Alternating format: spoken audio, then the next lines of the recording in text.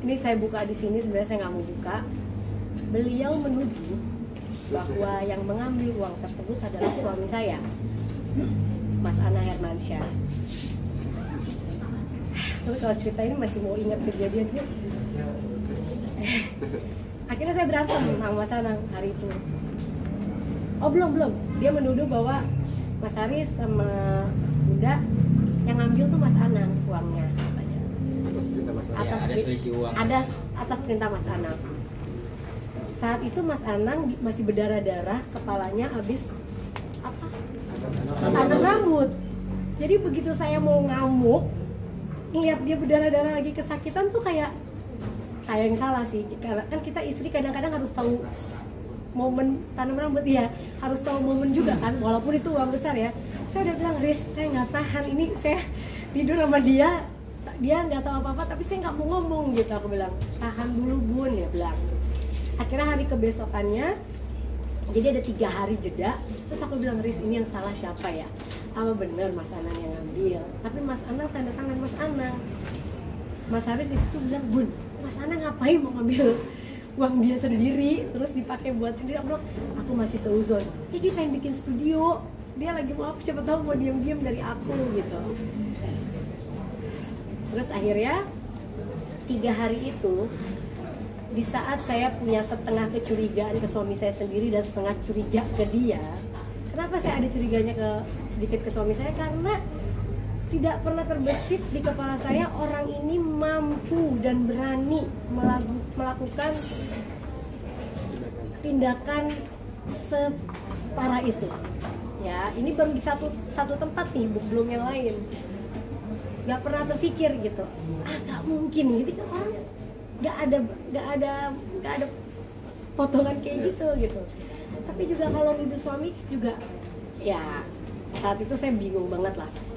Kalau memang saat itu saya seperti yang dituduhkan suka merampas atau suka main hakim sendiri, kira-kira menurut Mbak sama Mas dari ketahuan dia melakukan pemalsuan itu, saya lakukan nggak hari itu juga harusnya? Ngapain saya harus nunggu terbukti benar-benar bersalah? Saya pasti kan curiga. Ini buka aja deh, cari tahu deh di alat di ininya dia gitu, cari tahu aja kalau benar dia apa enggak. Tapi tidak saya lakukan karena saya tahu hukum dan saya tahu bahwa ada asas praduga tak bersalah, belum tentu dia, kan bisa jadi juga orang lain. Akhirnya satu malam setelah 3 hari berlalu, dan itu salah saya juga, akhirnya beliau mungkin banyak menghilangkan banyak barang bukti. Ada punya 3 hari tuh beliau ya, untuk wah gue udah dicurigain nih, tapi kayaknya Bunda masih belum notice. Hari H saya masih ngopi sama dia di Plaza Senayan, nggak saya marahin, nggak saya omelin, nggak saya biasa aja, cuma Mbak beneran nggak sih kamu disuruh Bapak? Iya Bun, dengan muka polos gitu ya. Terus saya ya adalah akhirnya dari situ, dari PS saya nonton konser sama sahabat saya Mariska dan Aurel. Dia pulang sama Mas Haris karena kita habis meeting. Dia pulang sama Mas Haris ke sini. Setelah dia pulang ke sini, saya lagi nonton konser yang udah bertahun-tahun saya idam-idamkan. Pernah gagal sekali nonton konser Boyz II Men datang. Itu pas Boyz II Men datang lagi, saya nggak mau sia-siain, baru 2 lagu. Mas Haris telepon, Bun udah ketahuan malingnya. Untung kan Bunda nggak ngamuk ke Bapak. Itu saya, Mariska sampai megang saya karena gemeter tuh, saya kayak orang mau jatuh. Aurel bilang Bunda pulang gitu. Akhirnya tim YouTube saya, Mariska sama tim YouTube, kan saya kalau pergi kemana-mana bukannya keroyokan ya, emang saya suka orangnya rame. Kalau orang yang tahu kita, aku pergi tim YouTube pasti ada 4-5 orang, ada yang IG, ada asisten, ada apa. Pulanglah kita, pulang Lumiere udah tutup. Kata Mas Haris, Bun aku pindah ke depan ke kantor Bapak karena Lumiere udah tutup, kasihan anak-anak kan besok masuk pagi lagi. Oke, kita ke kantor depan ya Bang, kita ke kantor depan. Beliau bilang diintimidasi oleh 10 orang. Kita udah kasih juga ke kepolisian CCTV-nya 10 orang itu. Jadi datanglah saya, Mariska sama tim-tim saya, kucuk-kucuk. Saya bilang kalian di bawah ya, saya mau naik. Jadi yang naik ke lantai 3 apa 4 itu ya? Studio. Ke lantai 3 ya? Lantai 2. Yang naik ke lantai 2 itu hanya saya, disusul Mas Anang, masih perban berdarah-darah itu dari apartemen kalau dia nggak ikut nonton konser. Lalu ada Mas Haris sama Pak Tony. Sahabat saya Mariska nunggu di depan pintu. Tim saya semua ya di bawah, Mbak Vida di bawah apa. Jadi nggak ada yang ngerubutin dia 10 orang tuh, tidak ada. Nah, lagi-lagi saya bilang ke dia, Mbak, kamu udah ngaku sekarang. Terus ya saya pasti bilang, kok kamu tega banget gitu. Dia cuma diam, tidak menangis, tidak ada setetes air mata pun, tidak ada penyesalan apapun. Buat apa uangnya, Mbak? Saya masih berpikiran, adakah keluarga kamu yang sakit? Karena aku belum tahu dia ada di yang lain nih, belum tahu yang rekening-rekening lain, baru yang kebukti kan satu. Biasa orang ngambil uang sebesar 500 juta itu kan bisa buat, aduh ada yang kena sakit apa, operasi apa atau apa, supaya saya masih punya hati untuk dia gitu. Buat apa ada yang sakit? Enggak. Oke, enggak. Orang tua kamu ada punya utang atau masalah? Enggak. Muka dingin gitu bisa nggak diintimidasi? Jawab aja nggak mau. Terus buat apa, Mbak? Aku udah greget. Dia nggak jawab. Gini deh Mas Haris, ini nggak mungkin kalau dia ada sendiri. Nanti kita nggak ada bukti macam-macam. Suaminya mana? Suaminya yang kita kenal ya. Suaminya mana? Oke, oh suaminya ternyata jemput, ada di depan Lumiere. Panggil, aku bilang.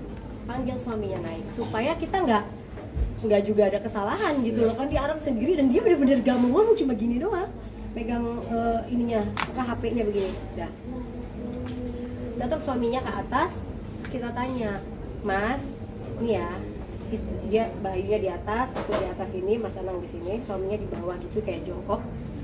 Mas, istrinya melakukan ini. Nangis ngejar suaminya. Gini, Bun, buat apa, Bun? Kenapa kamu begitu, Bun? Begitulah ya. Ini saya nggak ada lebih, nggak ada kurangin. Mereka berdua cekcok, istrinya tetap gini-gini aja. Dengan muka dingin, nggak ada. Kalau saya udah pernah ngalamin kayak gini ya. Orang itu bisa sampai kayak histeris, minta maaf, apa juga dilakukan kan ibaratnya. Kalau dia merasa, ya dia udah gue salah, terus kenapa gitu. Oke, akhirnya ya udah gini aja deh, saya nggak mau di sini main hakim sendiri, kita ke kantor polisi ya. Waktu itu aku bilang kayak gitu sama mereka, kita buka laporan aja, kita sama-sama ke sana. Saya udah berdiri, Mbak A nya nggak mau berdiri, suaminya sujud ke kaki saya gini-giniin, Mas jangan sujud-sujud ke saya nggak mau disujud-sujudin kayak gini. Aku bilang, Bun, maafin istri saya gini, kita ganti pokoknya gini. Ya aku bilang, saya nggak mau kamu yang ngomong, istri kamu dong harus buka suara. Bun, ngomong dong gitu. Dia tetap gini. Ya. Akhirnya di hari itu aku merasa ini udah nggak mungkin, saya berjam-jam, Mas Anang juga udah namanya baru ditanam rambut ya, itu kan masih nyeri gitu. Dia kayak udah ini gimana sih gitu. Kalau Mas Anang dia lebih udah sekarang maunya gimana gitu. Nah itu semua didengar oleh sahabat saya yang namanya Siska, dia ada di depan pintu. Jadi dia dengar sekali, ada nggak saya merampas sini ada nggak kayak gitu ya. Nah dari situ kita bawa ke polsek terdekat. Ajarannya sekarang mulai hari ini yang megang uang jangan aku, tapi yang ngurus uang Mas Anang aja. Dulu saya keuangan harus di saya, ternyata saya tuh lebih blar daripada dia. Jadi dia baru gini kan, dari dulu malah gue dituduh. Lucu sebenarnya. Maaf ya, ini mungkin nggak aku ceritain. Aku bener-bener 2 hari itu tidur sama dia. Aku udah di posisi yang, ya Allah, jahatnya kamu tuh ya Mbak gitu. Aku sampai kayak lihat dia kayak jahat banget gitu. Kamu kan jahat banget, suamiku kok bisa nyuruh buat apa ya uangnya gitu kan? Apa studio yang ini? Apa gitu? Karena seumur hidup dia nggak pernah orang kita uang bareng-bareng, kok dia bisa kayak gitu. Tapi ya Allah kan ngasih liatnya gitu. Jadi ya itu membuat kita jadi tambah harmonis. Minta maaf juga akhirnya Bunda buat Mas Anang. Minta maaf. Malam itu aku benar-benar minta maaf, aku cium tangan dia. Aku bilang aku minta maaf. Hah, kenapa dia bilang? Ya aku udah sebenarnya kalau bener kamu aku nggak bisa terusin dia gitu dia. Dia bilang. Sempat ada gejolak-gejolak kayak pengen Bukan, mungkin ya bukan namanya istri mbak.